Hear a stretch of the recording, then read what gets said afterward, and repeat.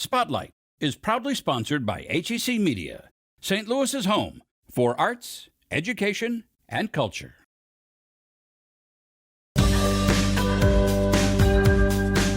It is the holiday for creativity. This hotel has been the site of a lot of hauntings over the years. Death was very much a part of life in ways that are reflected in the city that we live in.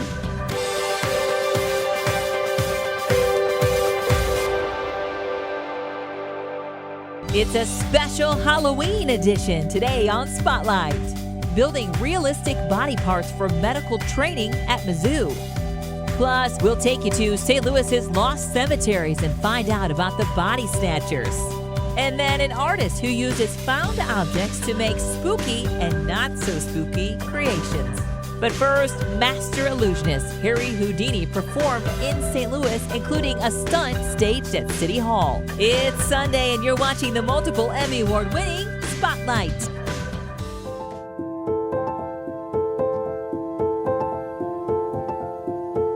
Bellefontaine Cemetery and Arboretum, located in North St. Louis, is the final resting place of many who made history, not just for the city, but for the whole country. And while the name Frank R. Tate might not have the public recognition it once did, his mausoleum there, built in the evocative Egyptian revival style, certainly suggests that the man buried within had lived an interesting life. Recognized as one of the top theater managers in America at the time, Tate not only introduced a relatively unknown Harry Houdini to St. Louis, but also had a hand in pushing the illusionist's career past vaudeville and into legend. In the early 1900s, St. Louis was still one of the 5 or 6 largest cities in the nation. Theaters were one of the most prominent sources of entertainment for most St. Louisans. And a great number of those theaters are owned by Frank Tate. He also ended up owning theaters in Chicago and New York City. So he was a huge part of the vaudeville promotion circuits that were going on at that time. So at Frank Tate's Columbia Theater, which was on 6th Street just south of the Washington Avenue Garment District, had vaudeville shows running continuously from 11 o'clock in the morning all the way until midnight. Every hour there was a show repeating. You would see comedians and acrobats and musical performances and of course magicians, which is what brought Houdini here to St. Louis for his first few visits. Harry Houdini started life as Eric Weiss, the son of Hungarian immigrants who settled first in Appleton, Wisconsin, where his father served as a rabbi before moving to New York City. Inspired by the life of Jean-Robert Houdin, a French illusionist who elevated magic from a street art to the stages of Paris, young Weiss took on a version of his hero's name and developed his own act, eventually landing a coveted spot on a vaudeville circuit, if not on the billing. The first time Houdini came through St. Louis, his act was second to last. In 1897, he appeared at the Hopkins Grand Opera Theater alongside his wife Bess, and they performed their trademark trick, the metamorphosis. What happened was they wheeled this large trunk out onto stage. Harry Houdini was tied up and locked inside the trunk, and Bess stood on top of it, holding up a curtain so the audience could not see what was happening. When the curtain dropped, the two had switched places. Houdini was on top of the trunk and Bess was locked inside. The trick did great for them, but not great enough to really propel them to the top of the pile. And while Frank Tate and other organizers of vaudeville circuits made a fortune, Houdini struggled to remain relevant and unique in the crowded, ever-evolving scene. Taking some advice from a promoter, he began leaning into his elaborate handcuff escapes. He had busted out of hundreds of different pairs of handcuffs. It became his go-to trick. But even Houdini realized there was a problem with this that was ultimately going to catch up with him. One handcuff escape is essentially the same as any other. When Houdini came to the Columbia Theater in January of 1908, he was still being billed as the Handcuff King, but when he looked out across the crowd, he saw a lot of empty chairs. And Frank Tate saw a lot of empty chairs as well. In a state of disgust about the small returns he had gotten on the night, Tate reportedly told Houdini, "You're not worth a $5 bill to me." When Houdini was writing about this exchange in his diary later that night, he wrote, "It's fear that attracts us to the man who paints the flagstaff on top of a tall building." He realized he needed to introduce a sense of danger into the acts he was doing on stage to recapture people's attention. So the very next night, January 27th, 1908, the crowd that had sat there yawning and disinterested the night before watched as a giant galvanized milk jug was wheeled out onto the stage. Attendants filled it with endless buckets of water. Harry Houdini stepped in and descended below the surface. They closed the lid and sealed it with a series of 6 locks. They wheeled a curtain out in front of the stage, and the audience sat in complete captivated silence. Attendants come out with axes as if they were going to bust this can open at any minute if all went wrong. Finally, Houdini whipped back the curtains soaking wet and alive. The audience roared with applause, and the milk can escape would become one of Houdini's trademark stunts. From that point forward, his shows had transformed from being acts of technical escapability to acts that had this illusion of danger, convincing people that they were watching something that could go totally wrong, that this was not controlled anymore. This was the moment, this particular night in St. Louis, where his entire career shifted focus and he dramatically reinvented himself. When he came back to St. Louis in 1914 with a revised version of the stunt called the Upside Down, Houdini escaped this time in full view of the audience. Houdini's final visit to St. Louis was in 1922, but this time the performance blended live stunts with clips from his Hollywood films. Vaudeville was seeing its way out with the dawn of films, and Houdini realized this was the end of his acts as he knew it, and he leaned hard into embracing film. He also thrilled St. Louisans by hanging upside down from a 4th-floor window at City Hall, confined in a straitjacket. It stopped traffic along 12th Street and along Market. It took him less than 3 minutes to escape from this regulation straitjacket while dangling upside down more than 60 feet in the air with thousands of people watching him. In 1926, Harry Houdini achieved what was arguably his greatest escape, this time from old age and obscurity. The world-famous illusionist died from appendicitis on Halloween night at the age of 52. Of course, his name has never left us. It really was a physical act that he was doing, but it was also about his ability to understand the magic of it all being equally about what people were feeling in their seats as what was happening on the stage. I think that is really the legacy of Houdini, that he was willing to put his body and his mind through this to just give people a little bit more and get one more round of applause every time. So far as is known, Frank Tate never connected his $5 bill insult with Houdini's rebirth as a performer. The theater giant went on making money until his own death in 1934, his mausoleum a reflection of the fantastical vaudeville era that paved the way for an icon. Scan the QR code on your screen to follow us on Facebook, Twitter, or Instagram. It looks like something on the set of a horror movie. Heads, eyeballs, limbs, and fake blood. They all look, feel, and bleed similar to the real thing. But this isn't about making things seem real for blood and gore flicks, and Damon Coyle is no prop master. And we get a realistic flashback of blood like you would with a real patient. Coyle's anatomically correct creations are made in a laboratory at the University of Missouri School of Medicine. This is where lifelike medical training devices are designed and created. Say surgery wants to practice a particular skill. They'll come to me saying, this is the procedure that we want to emulate or simulate. What are they looking for in a training tool that's going to set it apart from others that are currently on the market? Or perhaps there isn't anything on the market at all. And then we sort of had this blank slate of creativity. Coyle is part engineer, part medical expert, and part artist. The job title, well, that's tricky. I'm still trying to figure out that elevator pitch. He works for the University of Missouri School of Medicine's Sheldon Clinical Simulation Center, creating task trainers. These lifelike models help students, doctors, and nurses practice essential skills. There were a lot of products that were on the market that did not quite meet exactly what we wanted for the training purposes. And also costs continued to rise on those products. So it was a matter of trying to figure out how do we create a better product, but also reduce our costs. When doctors and nurses in MU Healthcare's neonatal intensive care unit needed a more realistic trainer to practice placing IVs in tiny babies, Coyle started with clay. He made a mold and then cast the model in platinum-cured silicone. The product that's casted from those molds will be a soft tissue analog, and that soft tissue is The gold standard is platinum cured silicone. That's what they use in the special effects industry in Hollywood. It looks, behaves, feels, and it's very convincing as a tissue analog for its translucency and just the way it feels. You can also add pigments to it to make it match a particular patient population. Small babies have thin, translucent skin, so maybe I'll back up the pigment on that. These trainers are used by both new and experienced nurses. Oftentimes you get a lot of practice throughout nursing school sticking on adults, which have a lot bigger veins. And then when you come to the nursery, the veins are very small. So it gives them the ability to practice the skills, feel confident in what they're doing. Another creation, a trainer for eye trauma. And Coyle made a bus that helps students identify signs of malnourishment. This reality gap is between the see one and the do one. The ultimate goal for medical simulation is to reduce the reality gap.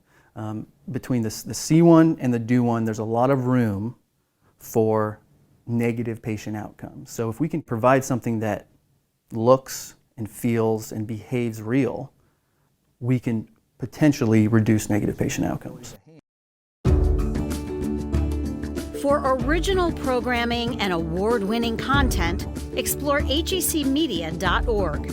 Find all of your favorite genres, including the arts and sciences. Go in-depth with the latest research. Get insight into new technologies. Learn about breakthrough discoveries. Find it all in one place. Explore hecmedia.org. History Spotlight, brought to you by HEC Media and the Missouri Historical Society. Hello, I'm Dr. Jody Sowell, president of the Missouri Historical Society in St. Louis. In 1849, the cholera epidemic came to St. Louis, overwhelming not only hospitals, but cemeteries as well. When one cemetery was closed, bodies were moved to an island in the middle of the Mississippi River. Tours manager Amanda Clark tells us about St. Louis's lost cemeteries and how Dr. Joseph Nash McDowell became known as a body snatcher. Throughout the 19th century, St. Louis was a rapidly growing place, from a small fur trading village into a densely built up urban and industrial environment. And death was very much a part of life in ways that are reflected in the city that we live in today. The meteoric population booms, relentless waves of epidemics, and harsh realities behind the medical advancements that we enjoy today were all things that 19th century St. Louisans were dealing with on a daily basis, and their legacies are all around us now. During the colonial period, burials were occurring in vacant areas just outside the village. But as land became more valuable, bodies were often reinterred, which is a nice way of saying dug up and moved, in exchange for development. But real estate value was not the only issue. People feared that those that had died from diseases like cholera could also spread the disease even in death. And so they wanted those bodies kind of away from population centers if possible.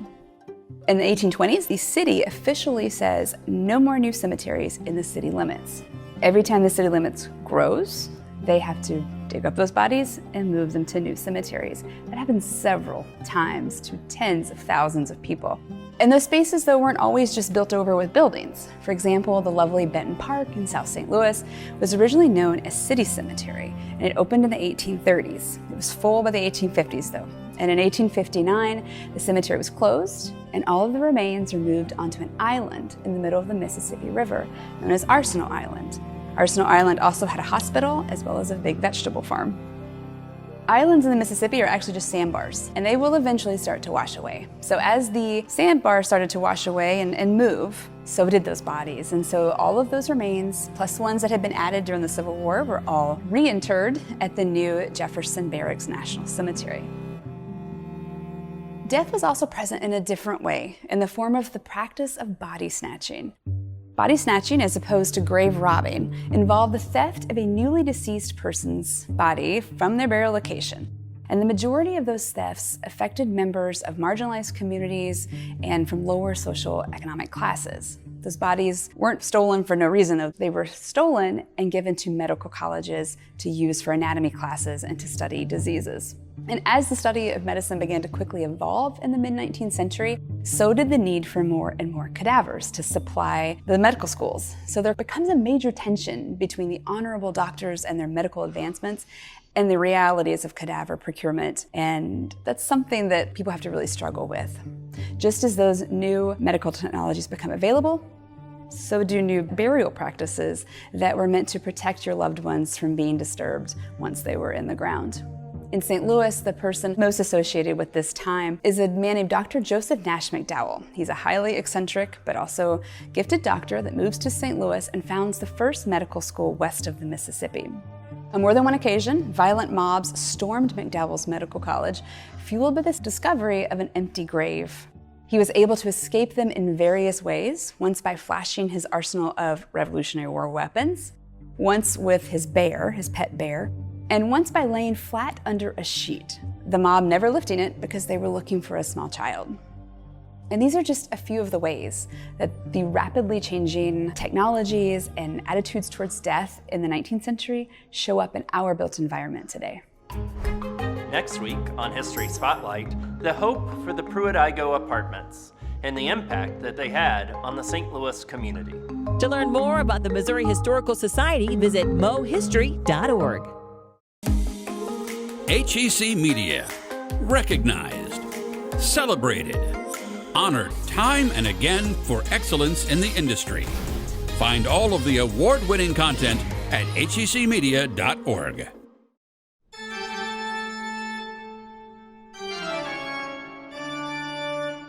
Hi, I'm Nikki Leeper. I am an artist of any and all mediums that I can get my hands on, but predominantly I like to use recycled and found objects to sort of cobble together different creations. I have an idea, but I don't really have all of the details fully fleshed out. Those kind of like come when I'm working. I like to say that the art tells me what it wants. So with these are my kitchen witches, which are a Norwegian tradition. And so my idea for these specifically was to use the wine bottles to create a figure like I have been, but then I wanted them to be able to open so that you could keep all of your little kitchen odds and ends in there, keep them nice and safe. Their faces are made from a paper clay that I make myself out of junk mail. The bottle, of course, is a recycled wine bottle. And the whole thing is wrapped in scrap yarn, and the hat, shawl, scarf, all of that is just bits of scrap fabric. I've made figures very similar to these, but instead of yarn, they're covered in plastic bags that I like fuse and melt and tie together. Halloween is my favorite holiday. It is the holiday for creativity that we have here in the US. I grew up with my dad making my own Halloween costumes with him. And then I also like spooky things. Anything ghostly, anything witchy, anything a bit ghoulish, which is, I think, is pretty common for people that are always a little bit of a weirdo, of an outsider. We really sympathize with ghosts and ghoulies.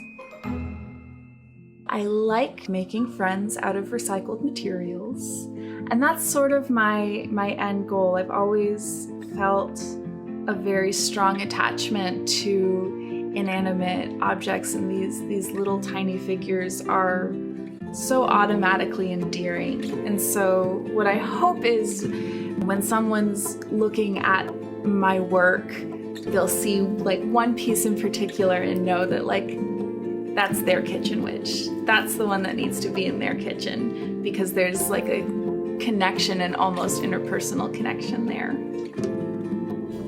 A ghostly tale that happened in St. Louis, later on Spotlight.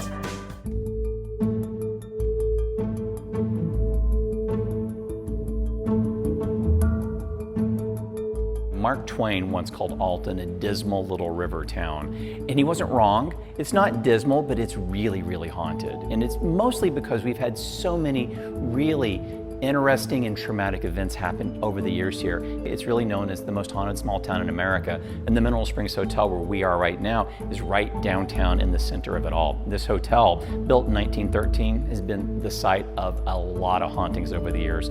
For many, many years, my dear friend Janet Kolar owned, it was called the Torture Museum, and it was a museum dedicated to torture devices. When Janet decided to retire, I wanted to kind of keep her legacy going here in Alton, particularly because the tourists come here for this kind of stuff. What I did is added about 1,000 things from my own personal collection, and now it's much more of an oddities curiosity museum. Whether it's haunted objects, medical oddities, serial killers, just esoteric, strange things from around the world. I've got a little bit of everything here, and it's a kind of fun place for people to come and hang out for an hour or two on the weekends. So when you visit the Soul Asylum, what you're going to see here are some really strange things. I have got objects from the Russian gulags in the 1930s, 40s, and 50s. There's a Mars rock, a moon rock, a lot of medical oddities, dirt from John Wayne Gacy's crawl space, a collection of spirit boards that go back to 1890, the very first spirit board ever made, the Canard board. Just all kinds of really unusual, odd things. Nothing here is going to frighten you, but it is going to make you think a little bit differently about yourself and about humanity and how we relate to each other. One of the displays that I'm most proud of are the medical oddities. And in that medical oddities case, you're going to find a couple of really unusual things. For example, one of the most unusual things in the museum is the Revigator. The one I have was produced in 1924. It's a uranium-lined water crock. People would fill it full of tap water and allow radium to leach out into the water overnight, and they were encouraged to drink it. Now, this water was highly radioactive, and if you know the story of the Radium Girls, we know what radium does to the human body. These things were all the rage in the 1920s. They were taken off the market, most of them destroyed, bulldozed, and buried. But I have an original one here, and it's as radioactive today as it always was. It won't hurt you to look at it, but I won't let you put your arm down in it. The other collection that I really enjoy is the esoteric case. Now, this really encompasses a whole lot of stuff. You'll find things from a Mars rock to a moon rock to Egyptian mummy wrappings that are over 3,000 years old. Things that are just unusual and make us question who we are, where we are, and how we got to be here. I love that kind of stuff. I've been collecting it since 1971, and I've got a bunch of it here. And the one thing that draws most people to the Soul Asylum is that it's in the Mineral Springs Hotel, probably one of the most haunted locations in Alton. There have been 3 deaths here that we know about: Lou Harwood, Clarence Blair, Pearl Sands, and I tell their stories here in the hotel. And I've got some images that we've collected over the years of their spirits in the building. But it's not just their 3 deaths. Maybe the biggest catalyst for the hauntings of this building is the autopsy table from the Dixmont Institution outside of Pittsburgh. This table was used for over 100 years at a psychiatric institution where everyone who died that wasn't repatriated to their family was autopsied to determine causation of mental illness, nature or nurture. So lots of different objects, lots of different energies in this building. It just makes for an incredible paranormal experience. For me and for the folks who visit the museum, I think the most important takeaway for them is this whole notion of unexplainable. As human beings, we live a human existence, and we relate to each other, and we try to explain the world that we see around us as best as we can, but there are things that are unexplainable, and they have always been that way. If you think about our lives, one of the things that we really do struggle with is our own mortality and what happens to us after we breathe our last. We're in one of the most haunted buildings in probably the most haunted small town in America, so it's all around us. If we can give some history associated with those things and encourage folks to think just a little bit differently about it, be open-minded about it, open yourself up to the experiences that are available for you throughout all of Alton, not just here in the museum, you might come to learn a little bit more about yourself and your own humanity and how you interact and treat other people. And that's the whole idea behind the museum, is to come, learn, read, try and understand and maybe appreciate things from a different perspective. I'd love to have you come and visit, and I think you'll leave here with a different appreciation for our human experience. You can find the stories featured in today's show along with past episodes and more at hecmedia.org/spotlight. Halloween, a season of frights. From creepy costumes to spooky stories. And there's one ghostly tale involving a Ouija board that happened right here in St. Louis. And it was such a phenomenon that it got national attention on the popular TV show Unsolved Mysteries. Beginning in 1913, and continuing for several years, the lively spirit of a 17th century Englishwoman named Patience Worth reportedly spoke through the board from beyond the grave. And by all accounts, Patience wasn't content with a simple hello. She composed plays, novels, and countless poems.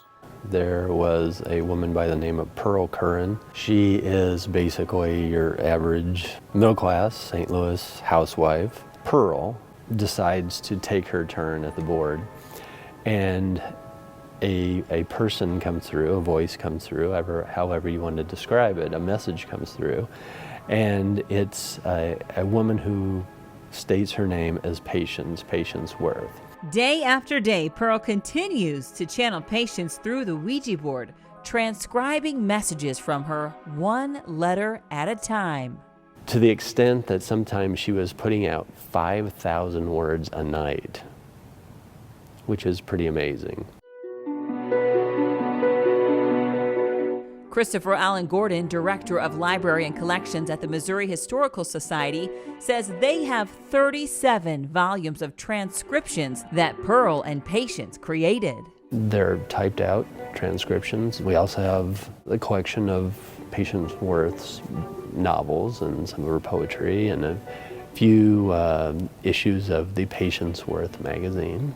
Through Pearl, Patience Worth dictated books, plays, and poems. The story overall is pretty incredible because you have to realize it's not just about the story of this person who claims to be channeling these messages through a Ouija board. Pearl Curran was authoring stories and poetry through this channel. Pearl's paranormal experience garnered her a large following. Probably the most extraordinary thing was that she dictated an entire novel, and the novel, which is The Sorry Tale, was released to acclaim, so much so that it was reviewed by the New York Times. Together, Pearl and Patience authored 6 novels, 2 poetry collections, several plays, and volumes of witty banter.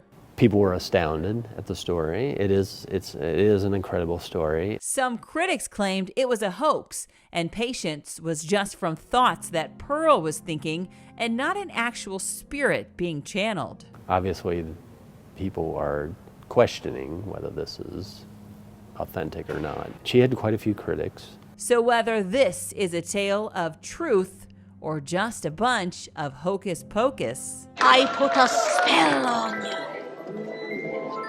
And now you're mine. We'll never know, because only one person knows the truth, and she's not talking yet.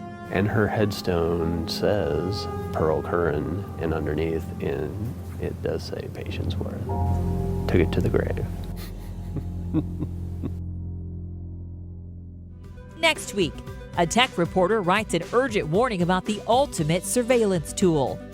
Plus, meet a self-taught pianist who is a standout in the St. Louis music scene. Thanks for watching Spotlight. Join us next Sunday at 9:30 a.m. on KPLR 11.